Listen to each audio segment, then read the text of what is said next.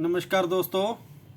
आज का जो हमारा चैप्टर है LM2575, जो कि एक 5 पिन की DC to DC converter IC आती है, जिसे हम DC to DC buck converter IC भी बोल सकते हैं।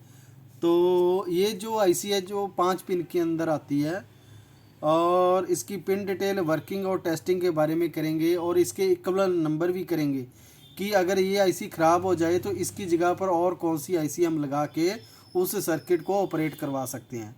तो आज का हमारा टॉपिक है DC टू DC कन्वर्टर, जो कि LM2575 आईसी के बारे में है। क्योंकि इसके लिए मुझे एक कमेंट आया था, हमारे एक सब्सक्राइबर हैं जिनका नाम है मुद्दसर अली जी।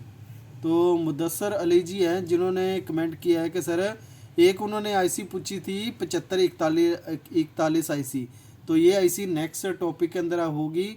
और एक आईसी उन्होंने पूछी है 7545 आईसी, तो उन्होंने इसकी वर्किंग और टेस्टिंग और पिन डिटेल किस तरह होगी, और इसके जो इक्वल नंबर है, यानी अगर ये आईसी नहीं हमें मार्केट के अंदर अवेलेबल नहीं है या मार्केट के अंदर हमें नहीं मिल रही है, तो इस आईसी की जगह और कौन सी आईसी हम लगा के इस सर्किट को ऑपरेट कर सकते हैं। तो इसके बारे में आज करेंगे। LM2575 आईसी, जो कि एक 5 पिन की आईसी होती है, जिसे हम DC to DC regulator IC बोलते हैं, या DC to DC converter IC. तो मुद्दसर अली जी, आज का हमारा टॉपिक है 2575 रेगुलेटर आईसी, जो कि DC टू DC है। तो अभी तक जिन्होंने भी हमारे चैनल को सब्सक्राइब नहीं किया है, तो कृपया वो चैनल को सब्सक्राइब जरूर करें। अगर आपको वीडियो अच्छी लगे तो लाइक और शेयर ज़रूर करें। तो टॉपिक शुरू करते हैं। LM2575 आईसी, तो ये देख सकते हैं आपके सामने 5 पिन की एक 2575 आईसी है। और इस आईसी के जो टोटल 5 पिन है, तो 5 पिन कौन कौन सी है उसके बारे में करेंगे। जो नंबर जिस साइड ये डॉट लगा होता है, वो आईसी की 1 नंबर पिन होती है, यानी पिन नंबर 1। तो पिन नंबर 1 जो है वो वोल्ट इनपुट की है, यानी इसको V इनपुट यानी DC वोल्ट की सप्लाई दी जाएगी इनपुट के लिए, यानी DC वोल्ट इनपुट दिए जाएंगे। वो है अकॉर्डिंग इसके, जो कि 5 वोल्ट से लेकर 40 वोल्ट की आप सप्लाई से दे सकते हैं इनपुट के रूप में। तो पिन नंबर 1 जो है पॉजिटिव इनपुट की सप्लाई है ये। पिन नंबर 2 जो है आउटपुट की है, यानी जो ये आईसी एडजस्टमेंट वोल्ट करके, या जितने की ये आईसी है उतने वोल्ट कंट्रोल करके पिन नंबर 2 से वोल्ट आउटपुट देगी। पिन नंबर 3 जो है, इस आईसी को ऑपरेट करने के लिए नेगेटिव और पॉजिटिव वोल्ट चाहिए। तो जो पॉजिटिव वोल्ट है पिन नंबर 1 से मिलेंगे, पिन नंबर 3 से नेगेटिव वोल्ट की सप्लाई दी जाएगी, यानी इस पिन को ग्राउंड किया जाएगा। पिन नंबर 4 जो है, इस आईसी की फीडबैक की पिन है। फीडबैक की पिन जो है हमारा आउटपुट होगा, उसी से एक रजिस्टर लगा के या एक डायोड लगा के या डायरेक्ट टू आउटपुट से एक फीडबैक की तरफ हम जो सर्किट को जोड़ेंगे, जिससे जो हमारा आउटपुट मिल रहा है उसको फिक्स करने के लिए, यानी वो जो वोल्ट वेरी ना करे, वेरी मीन्स कम और ज़्यादा ना हो, उन वोल्ट को फिक्स करने के लिए पिन नंबर 4 के ऊपर फीडबैक का सिग्नल देंगे पिन नंबर 4 के ऊपर। पिन नंबर 5 जो है वो है हमारी ऑन और ऑफ के लिए, यानी ये एक स्विच की तरह पिन नंबर 5 काम करती है। यानी अगर आपने आउटपुट से वोल्ट प्राप्त करने हैं तो इसे ऑन करना पड़ेगा, अगर आप इससे आउटपुट वोल्ट नहीं लेना चाहते तो इसे ऑफ़ करना पड़ेगा। और ऑन और ऑफ़ करने के लिए पिन नंबर 5 का प्रयोग किया जाता है। इसके ऊपर हाई और लो वोल्ट दिए जाएंगे, जिससे ये आईसी आउटपुट के रूप में ऑन या ऑफ होगी, यानी आउटपुट कभी बंद भी हो सकता है, चालू भी हो सकता है। तो उसके लिए पिन नंबर 5 का प्रयोग किया जाएगा। तो ये तो है इसकी टोटल 5 पिन। अब बात करते हैं सर्किट के अंदर इसको किस तरह लगाया जाता है और फिजिकल ये आईसी किस तरह हमें दिखाई देती है। तो इस तरह ये आपको फिजिकल दिखाई देगी आईसी LM2575 आईसी, जो कि 5 वोल्ट की आईसी है। क्योंकि इसके ऊपर -5 वोल्ट लिखा है, 05 वोल्ट लिखा है, इट मीन्स ये 5 वोल्ट आउटपुट के लिए बनाई गई है। जो अगर इस जगह पे ADJ यानी एडजस्टमेंट पिन लिखा हो, तो उस रेगुलेटर को हम एडजस्टेबल कर सकते हैं। तो इसी सर्किट के अंदर हम एडजस्टेबल और फिक्स वोल्ट के लिए भी हम इसको चेक करेंगे कि एडजस्टेबल और फिक्स वोल्ट के लिए ये किस तरह आईसी काम करती है। तो फिजिकल तौर पर ये इस तरह एक आईसी बनी होती है। इसके नीचे साइड जो 5 पिन बनी होती है, और टॉप के अंदर हीट सिंक लगी होती है, जो कि एक हीट सिंक के साथ लगा के इसको ऑपरेट में ले सकते हैं। इसके साथ एक स्क्रू लगा के कूलिंग पेस्ट लगा के आप सर्किट के अंदर इसको प्रयोग कीजिए, क्योंकि ये आईसी जब वर्किंग करती है तो गर्म होती है, तो इसको ठंडा रखने के लिए इसके ऊपर हीट सिंक का प्रयोग किया गया, जो कि एक पेच लगा के आप इसको हीट सिंक के साथ अटैच कर सकते हैं।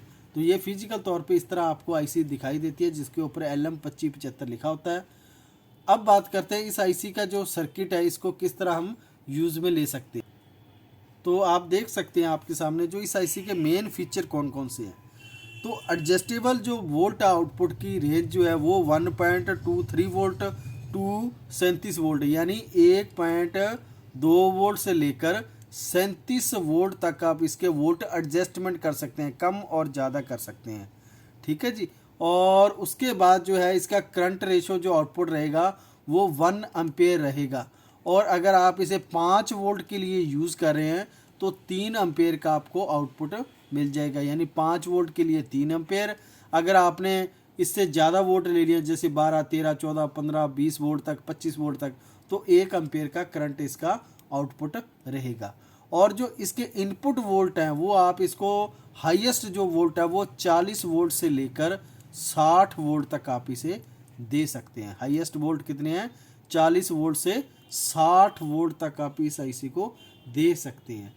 और ये 52 किलो हर्ट्ज की फ्रिक्वेंसी जनरेट करती है ओसिलेटर के लिए, यानी इतनी स्पीड पे ये काम करती है। इसके अंदर शटडाउन सिस्टम और low power stand by system mode और हाई एफिशिएंसी के लिए इसके अंदर इंटरनल तौर पे इसके अंदर सेक्शन बनाए गए हैं। तो ये थी इसकी आईसी की जो है इंटरनल और इसकी कुछ फीचर्स।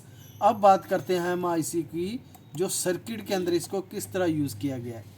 तो ये आपके सामने जो एक 2596 या 2575 जो आईसी है उसके बारे में कर लेते हैं एक बार। तो इसको किस तरह यूज़ किया गया ये देख सकते हैं। तो आप इनपुट पिन के ऊपर आप डीसी वोल्ट देंगे 12 वोल्ट के लिए, ये 0.5 वोल्ट है, तो आउटपुट के रूप में ये 5 वोल्ट का जो वोल्टेज है पास आउट करेगी, वो भी फिक्स है। वो तो किस तरह करती है ये भी हम देख लेते हैं। तो जब इस आईसी को 5 वोल्ट की सप्लाई दी जाएगी, पिन नंबर जो इसको अगर ऑन रखना आपने तो इसको ग्राउंड के साथ अटैच करना पड़ेगा। अगर इसको आपने ओपन कर दिया ये ऑफ हो जाएगी, ग्राउंड के साथ मिलने से ये ऑन रहेगी। पिन नंबर 3 जो इसकी ग्राउंड है, पिन नंबर 1 इनपुट है। इनपुट के रूप में हमने पॉजिटिव के 12 वोल्ट इनपुट इस पर दे दिए हैं। तो पिन नंबर 2 है, ये हमारी आउटपुट की पिन है। तो आउटपुट के रूप में क्या है, एक जेनर डायोड लगाया क्या वोल्ट को कंट्रोल करने के लिए, एक कॉइल लगाई गई है। उसके बाद हमने आउटपुट वोल्ट लिए कितने, पॉजिटिव के 5 वोल्ट। ये देख सकते हैं आप पॉजिटिव के 5 वोल्ट हैं प्लस 3 एम्पेयर का लोड है, यानी 3 एम्पेयर का लोड ये चला सकती है। अब बात करते हैं इसका फीडबैक किस तरह बनाया गया है। तो जो हमारा आउटपुट है कॉइल के बाद वहाँ से एक डायरेक्ट वायर उठा के पिन नंबर 4 पे दी गई है, वो भी 5 वोल्ट का फीडबैक सिग्नल। जब पिन नंबर 4 के ऊपर फीडबैक का 5 वोल्ट का सिग्नल जाएगा तो ये हमेशा के लिए 5 वोल्ट ही आउटपुट करेगा, ना इससे डाउन जाएंगे ना इससे अप जाएंगे। तो ये 5 वोल्ट रेगुलेटर हमने फिक्स कर दिया फीडबैक के माध्यम से। तो ये तो है फीडबैक। अब बात करते हैं अगर इसके वोल्ट को हमने एडजस्ट करना है तो इसी फीडबैक के ऊपर हम एक वेरिएबल लगा देंगे, यानी एक प्रीसेट लगा देंगे, जिसे हम बोलते हैं प्रीसेट लगा के हम उससे इसका आउटपुट लेंगे। अगर इसके बीच में एक वेरिएबल लगा दिया जाए, यानी इस दो हिस्से के अंदर वेरिएबल लगा के हम अगर यूज़ करते हैं तो फिर वो एडजस्टेबल वोल्ट हो जाएंगे। जैसे मान के चलिए मैं वेरिएबल को घुमा के इस पिन के ऊपर फीडबैक के ऊपर 8 वोल्ट कर दूंगा, तो आउटपुट के रूप में यहाँ पे मुझे कितने वोल्ट मिलने शुरू हो जाएंगे, 8 वोल्ट। अगर फीडबैक पिन के ऊपर मैं 10 वोल्ट एडजस्ट कर दूंगा इस वेरिएबल से, जो यहाँ पे एक वेरिएबल लगा है, तो यहाँ पे मुझे 10 वोल्ट प्राप्त हो जाएंगे। तो इस तरह हम जो हमारी फीडबैक की पिन है उसको कंट्रोल करके हम आउटपुट कंट्रोल कर सकते हैं। अगर आप आउटपुट के ऊपर डायरेक्ट कोई अपने वेरिएबल लगा के अगर वोल्ट एडजस्ट करोगे तो नहीं होगा, वो बर्न होने का ज़्यादा चांस रहता है। अगर आप फीडबैक को कंट्रोल करके उसको वेरी करके आप वोल्ट लोगे तो वो सबसे अच्छे वोल्ट होंगे, यानी गुड वोल्ट होंगे, और आपका ये जो DC टू DC रेगुलेटर है ये अच्छे से काम करेगा। अब बात करते हैं इसको चेक करने का मेथड क्या होगा, इसको चेक किस तरह करेंगे। तो चेक करने के लिए मैं आपको बिल्कुल सिंपल सा तरीका बता देता हूँ। तो इसको चेक करने का बिल्कुल सिंपल तरीका है कि जो वोल्ट इनपुट की पिन है, पिन नंबर 1 जो है इसकी, पिन नंबर 1 और पिन नंबर 3 को आप शॉर्ट के लिए चेक करेंगे, यानी बीप की रेंज में रख के आप मल्टीमीटर को चेक करेंगे। अगर इस दोनों पिनों पे बीप आ रही है तो ये आईसी ख़राब है। अगर आपकी बीप नहीं आ रही, कंटिन्यूटी आ रही है, बीप नहीं आ रही, तो ये आईसी ओके है। बिल्कुल सिंपल सा तरीका है, इस तरीके से आप चेक कीजिए।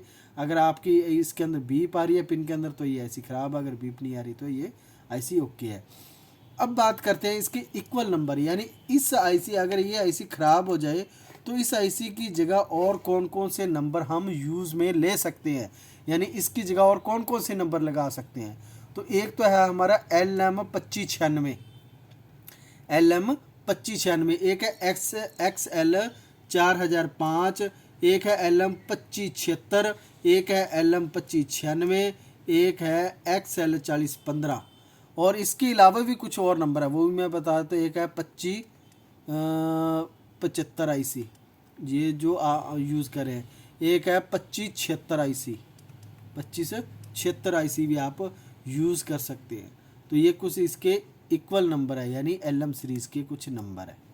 तो ये आप, अगर आपकी आईसी 2575 आईसी ख़राब हो जाए तो 2576 भी लगा सकते हो, 2596 भी, और 2577 भी, और 4015, 4005, ये आप आईसियाँ लगा के आप उस सर्किट को ऑपरेट करवा सकते हैं। ये उसके इक्वल नंबर है। इक्वल मीन्स अल्टरनेटिव नंबर है, यानी अगर वो आईसी ख़राब हो जाए तो ये आप अल्टरनेटिव नंबर लगा के उस सर्किट को ऑपरेट करवा सकते हैं।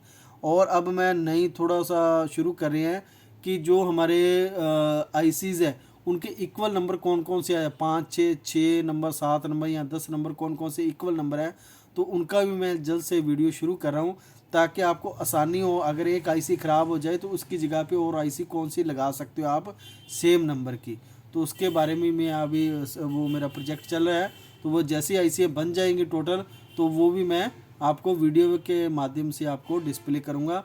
तो ये था आज का हमारा टॉपिक, LM2575 आईसी, जो कि 5 पिन के अंदर आती है, DC to DC regulator IC. तो इसके ऊपर ये 5 वोल्ट के लिए रेगुलेटर आईसी लिखा गया। अगर ADJ यानी एडजस्टमेंट पिन लिखा होगा यहाँ पे, तो उसको आप एडजस्टमेंट करके आउटपुट में ले सकते हैं। तो अगर आपको वीडियो अच्छी लगी हो तो लाइक, शेयर और सब्सक्राइब ज़रूर करें। और इसी तरह अगर और भी टॉपिक के बारे में आप डिस्कस करना चाहते हो तो आप मुझे कमेंट कर सकते हैं। उस आईसी का नाम और उसकी टोटल पिन कितनी है और अपना नाम लिख के आप मुझे कमेंट कीजिए, तो उस टॉपिक के ऊपर भी हम वीडियो ज़रूर बनाएंगे। तो तब तक के लिए धन्यवाद जी।